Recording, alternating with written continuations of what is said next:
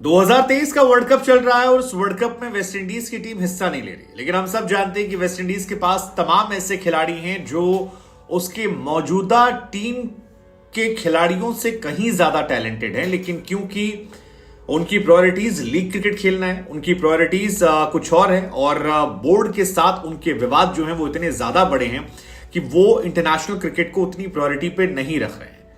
ऐसे ही एक खिलाड़ी सुनील नरेन, वो सुनील जिन्हें एक जमाने में वर्ल्ड क्रिकेट में सबसे टैलेंटेड प्लेयर का खिताब मिलता था कि यार ये बहुत टैलेंटेड स्पिनर है, फिर उनके बॉलिंग एक्शन को लेकर कुछ इश्यूज होते हैं, अंदर बाहर होते हैं।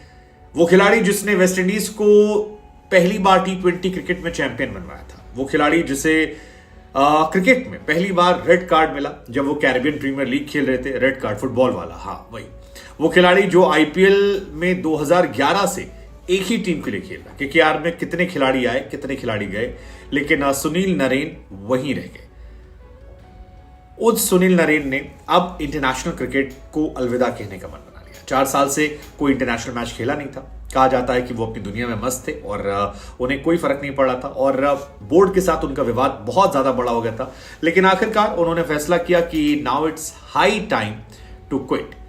हालांकि 2024 में वेस्ट इंडीज में ही वर्ल्ड कप है, तो उससे पहले इसे एक झटके के तौर पर भी आप वेस्ट इंडीज आपको बता दें कि 2024 का T20 world cup West Indies में है। ऐसे में वेस्ट इंडीज क्रिकेट बोर्ड अगर अपने सभी उन खिलाड़ियों को जो लीग क्रिकेट में दुनिया भर में तबाही मचाते हैं या अलग अलग जगहों पर खतरनाक खेल का मुआयना करते हैं, अगर उन्हें शामिल कर लेती तो शायद उसके चांसेस बढ़ सकते थे।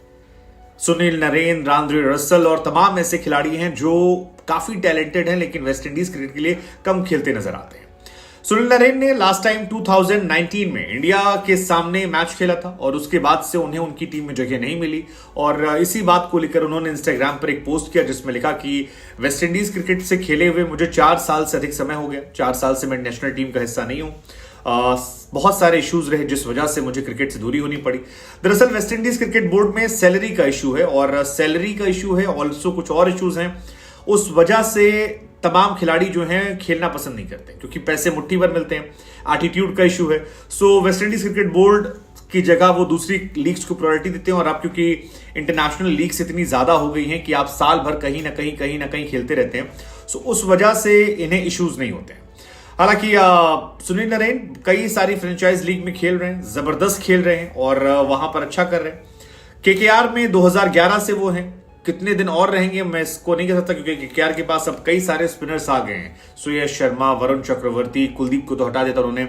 सो ऐसे में क्या वो केकेआर में कंटिन्यू करेंगे, ये भी देखने वाली बात होगी। नरेन फिलहाल 35 साल के हों और स्पिनर्स जो हैं हमने देखा वो 38, 39, 40 तक खेलते हैं अगर उनकी फिटनेस। हालांकि नरेन के बारे में कहा जाता है कि बहुत लेजी इंसान है, देर तक सोना पसंद करते हैं और काफी लेजी इंसान है, लेकिन टैलेंट उनका जबरदस्त है क्योंकि जब वो आए थे जिस जमाने में 2011 में जब वो आए थे लीग वीक खेल के, सो चैंपियंस लीग T20 2011 के दौरान जब वो त्रिनाथ के लिए खेल रहे थे, सो वहां पे वो काफी चर्चा में आए थे क्योंकि उनके पास वैरायटी बहुत ज्यादा थी। वो स्किडर फेंकते थे, नकल बॉल फेंकते थे, कैरम बॉल फेंकते थे और तमाम और गेंदबाजी की प्रैक्टिस करते थे और उस जमाने में सुनील नरेन को पिक करना वॉज ऑलमोस्ट इम्पॉसिबल। फिर बाद में उन्होंने अपनी बल्लेबाजी भी डेवलप की थी। हम सब ने देखा है कि केकेआर के लिए 2-3 सीजन में उन्होंने ओपन किया है और ओपन करके जबरदस्त परफॉर्मेंस दी है। हालांकि जितनी छाप उनकी लीग्स में या अलग अलग फ्रेंचाइज के लिए खेलते दिखाई पड़ी, उतनी छाप उन्होंने इंटरनेशनल लेवल पर अपनी नहीं छोड़ी है। मतलब एक तो मैचेस हम खेले, 65 वनडे मैचेस खेले हैं वेस्ट इंडीज के लिए जिसमें 92 विकेट निकाले थे, 6 टेस्ट मैच खेले हैं और 51 T20 मैच खेले हैं। 6 टेस्ट में 21 विकेट निकाले हैं और 51 T20 मैचेस में उन्होंने 52 विकेट निकाले हैं खेलते हुए। केकेआर का वो हिस्सा रहे हैं, लेकिन मेन इश्यू उनके साथ वही था जो उनकी बॉलिंग एक्शन में इश्यू आ गया था, जिसके बाद आईसीसी ने उन पर बैन लगा दिया था और उस बैन के बाद तकरीबन 1 साल तक वो निलंबित थे। साल भर बाद जब लौटे, सो खेल तो रहे क्रिकेट, परफॉर्मेंस भी दे रहे, लेकिन वो पहले वाली बात उनमें। अगर आप आईपीएल में बात करोगे सुनील नरेन की, तो सुनील नरेन विराट कोहली की तरह, रोहित शर्मा की तरह, धोनी की तरह उन लिमिटेड खिलाड़ियों में से हैं जिन्होंने एक ही फ्रेंचाइज के लिए अपना ऑलमोस्ट पूरा करियर खपा दिया। 2011-12 में उन्होंने ज्वाइन किया था और तब से लगातार वो वहीं पर जुड़े हुए हैं। उन्होंने केकेआर को छोड़ा नहीं, अलग अलग उनके रेट्स गए। केकेआर कई बार उन्हें रिटेन करती थी, कई बार उन्हें खरीद लेती थी, लेकिन केकेआर ने उन्हें छोड़ा नहीं और वो भी केकेआर से दूर नहीं गए। लास्ट टाइम 2022 में जब बोली लगी थी तब केकेआर ने उन्हें 6 करोड़ रुपए में रिटेन किया था और तब से वो लगातार बने हुए हैं। हालांकि मुझे पर्सनली लगता है कि अब उनके केकेआर के दिन जो है वो भी खत्म होने वाले हैं, क्योंकि धीरे धीरे और प्लेयर जो हैं वो केकेआर में ऐड हुए।